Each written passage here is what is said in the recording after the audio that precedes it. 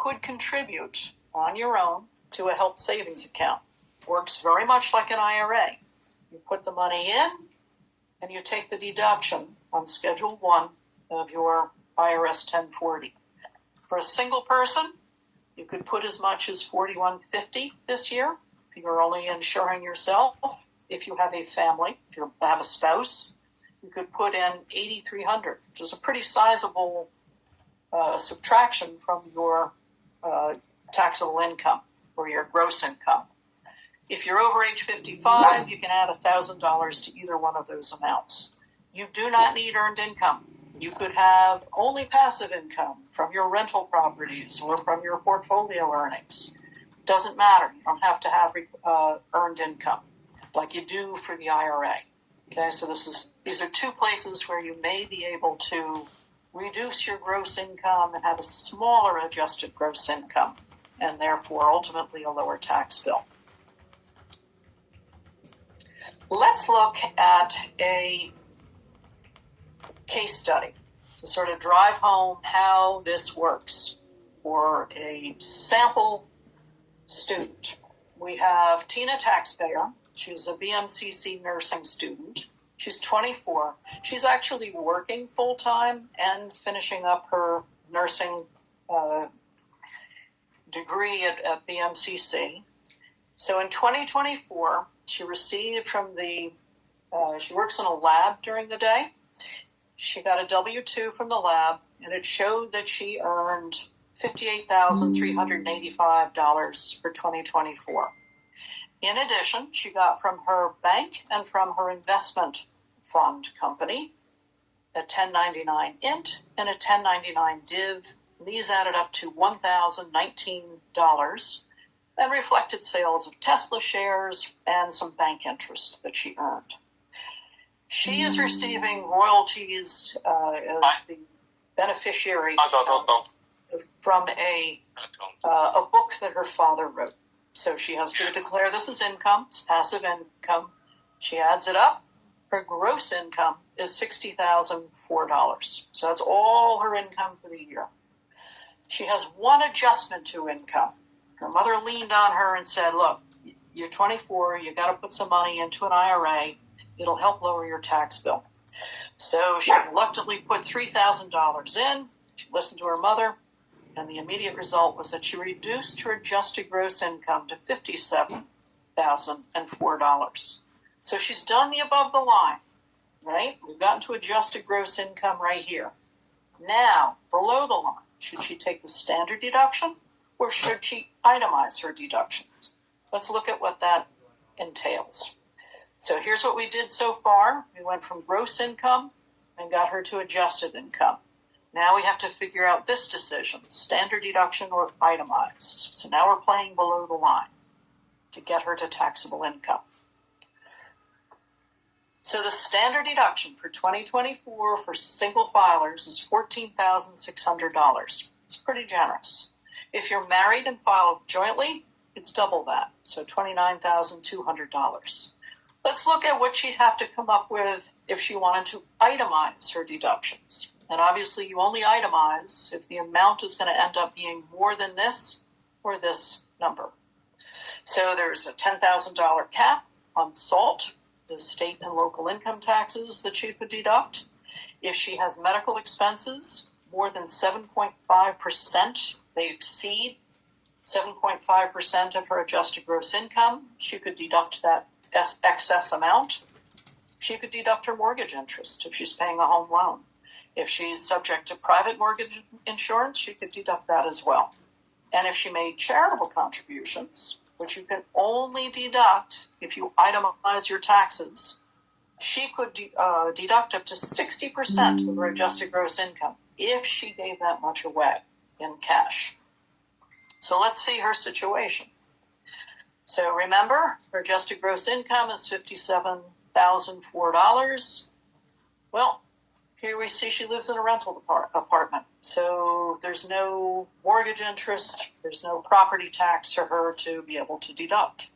She did pay state and city income taxes, but they added up to $3,035. It's not a lot. She did pay out of pocket for a cracked tooth, have a crown put in, $3,300. Okay, so let's calculate whether she has any medical deduction.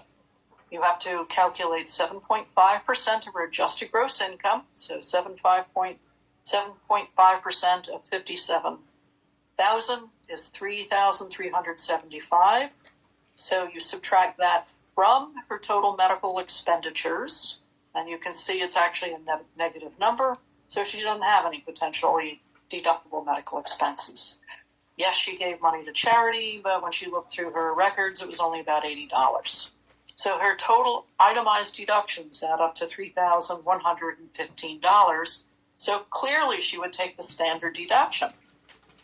We take her adjusted gross income, we subtract the standard deduction, we get her taxable income. So we've made a big reduction in how much is actually subject to income tax.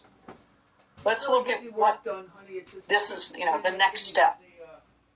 These are the 2024 tax brackets and rates. So these are the tax rates here, and these are the brackets, meaning the range of income subject to each rate in the schedule. So you can see she's a single filer. She would pay 10% on her first $11,600 of earnings. The next bracket, she would pay $12,000 on. We can't have this.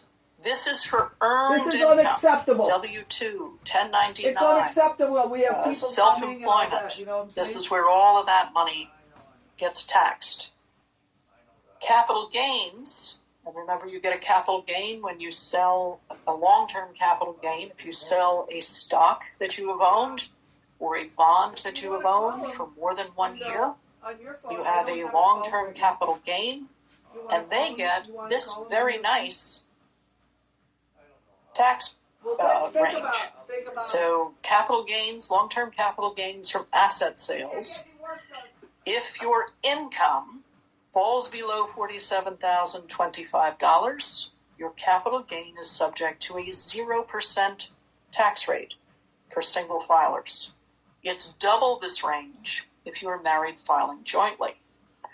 What is a capital asset sale? Well, as I mentioned, the sale of a stock or bond or mutual fund or exchange-traded fund that you've owned for more than 1 calendar year, or other types of assets, a home that you've lived in for 5 years or more. These are capital assets. These are long-term capital gains, subject to these rates of taxation depending on your taxable income. So let's look at her situation. Tina, taxpayer, has a 1099 div that included $1,000 long-term capital gain from selling Tesla shares. Given her total taxable income of $42,404, 41, so subtract that 1,000, 41,404 is taxed as regular income, and $1,000 long-term capital gain taxed at 0 tax rate. So here, when you hear people say that the long-term capital gains tax rate is preferential, that rich people pay lower taxes than people who have income only from W-2 jobs, this is what they're referring to. Okay? Because you could imagine there are people who have giant investment portfolios. They don't have a lot of earned income. They don't have a lot of short-term taxable interest or dividends. Most of what they're paying is on asset sales at these very, very low tax rates. So let's calculate her tax bill. Well, first we're going to talk about one more concept I want you to understand. All right. And it's how the current tax system works. How do we distinguish between the taxation on ordinary income from a job, from bank interest, things like that, versus the long-term capital gains? Picture the long-term capital gains sitting on top of ordinary income, like a hat. So when your tax is calculated, this gets poured in first, all your ordinary income. Because remember, if you have ordinary income that's lower than $47,000, these long-term capital gains get taxed at zero. That's if you have low ordinary income. If you have high ordinary income, it pushes these long-term capital gains into a higher capital gains tax bracket.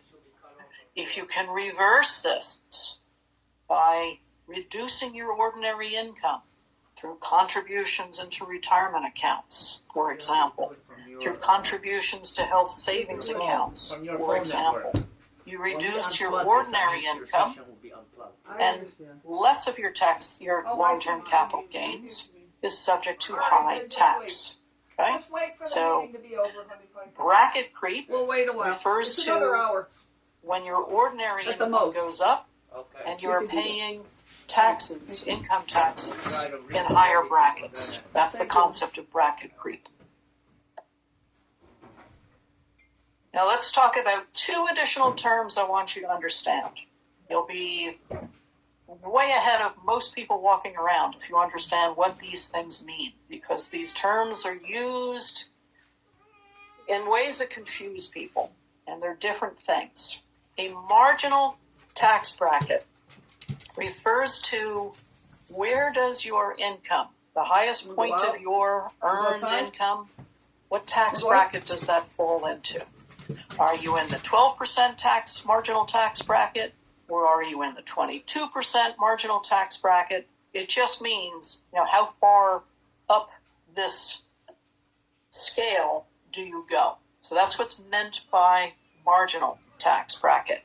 The more important number is the effective tax rate. And to calculate, how much tax are you effectively paying on your overall income.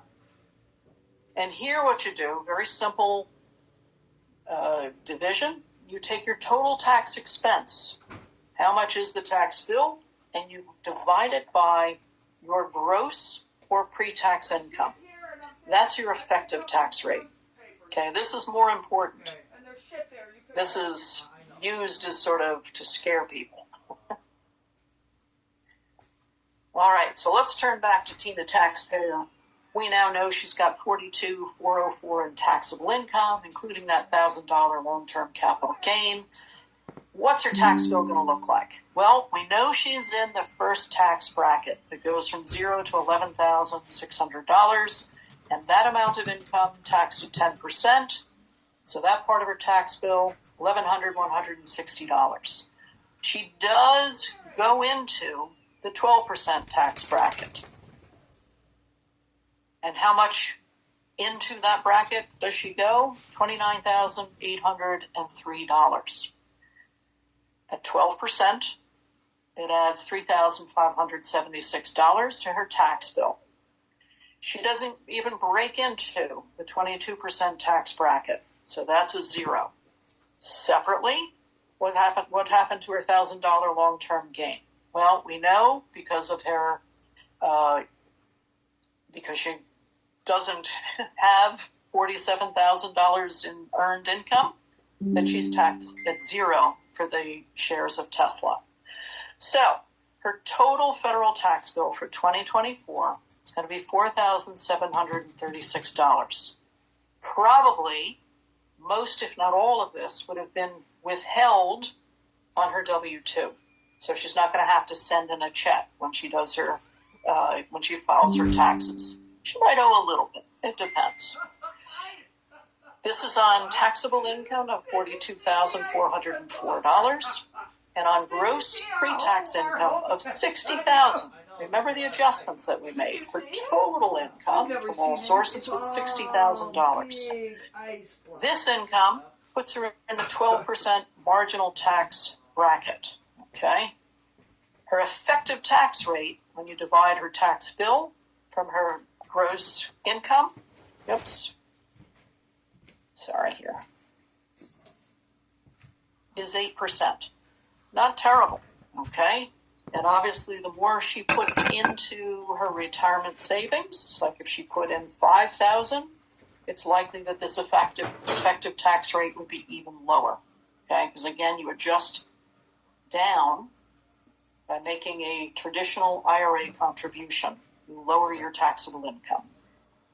How are you getting online if I can't? I want to point out to you that doing your taxes, I mentioned that doing it online is much, much easier than, sitting with the actual printed form where you have to figure out the definitions and do it by hand.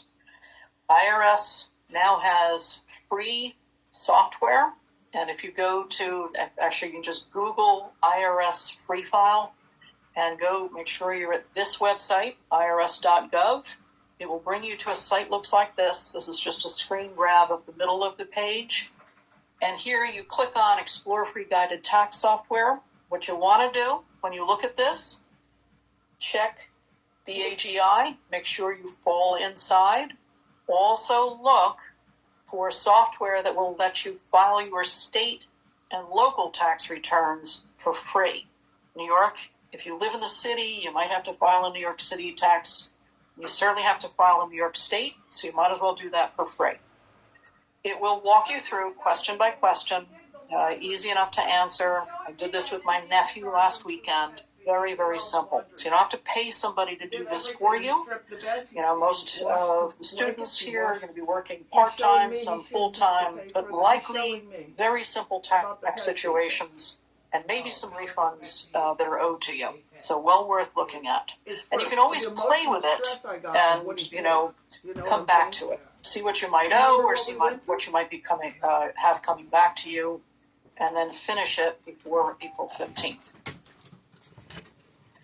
Now, here's some good news. For the students who are on this webinar, who will be claimed as a dependent on your parents' 2024 tax return. If that answer is yes, and for many college students, this is the case. You are a dependent on their tax return. They get tax benefits for claiming you as a dependent, which you're allowed to do while you have a full-time college student. Now. Full-time is somebody who's spent at least one full semester in school. If that answer is yes, and your taxable gross income is less than $5,050, okay, and if you have a part-time job, this may be true, and your gross income is wages, interest, investment earnings, taxable scholarships, etc., you can file a tax return to be refunded any federal income taxes that were withheld from your part-time job income.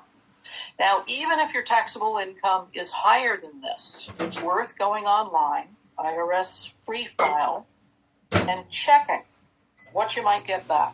Because this is 100% refunded. If your total income is higher, you might get something back, and it's worth doing. You can do this with your federal return. You can also do it with the New York State return and get the state income taxes that have been withheld from your paycheck. Make sure as you do this to mark yes for are you claimed as a dependent, okay? Because that's how they make these calculations. But this could be, for some people, like getting a whole new paycheck, because sometimes the federal withholdings are pretty substantial. Yeah, but over the course of a year. You never know what they're going to pick, right? All right, let's get into tax credits real quick. Tax credits are taken after the calculation of the taxes you owe. Reduces your actual tax bill. So you figure out what you owe. We knew that, for example, that Tina, taxpayer, paid $4,700 was her tax bill. If she were eligible for a credit, it would reduce that $4,700. And why are these put into the tax code? Well, to incentivize certain behaviors. There is right now the American Opportunities Tax Credit, and that is an incentive. Your parents may be getting this for paying tuition for you to go to college. It's a $2,500 maximum tax credit for undergraduate education. There are energy efficiency tax credits. If you replace your storm windows, upgrade your boiler, things like that, you can get a credit for making those investments. Same thing with electric vehicles. There are tax credits for buying certain kinds. Tax credits come in two flavors, important to know. Refundable and non-refundable. A refundable tax credit will pay you even if you don't have a tax bill. So say when you figured out your taxes, you didn't owe any taxes, but you're eligible for a refundable tax credit, you would still file because they will send you in the form of a refund the dollar amount of that tax credit. Other tax credits will reduce your tax bill, but they won't send you the difference. So those are non-refundable.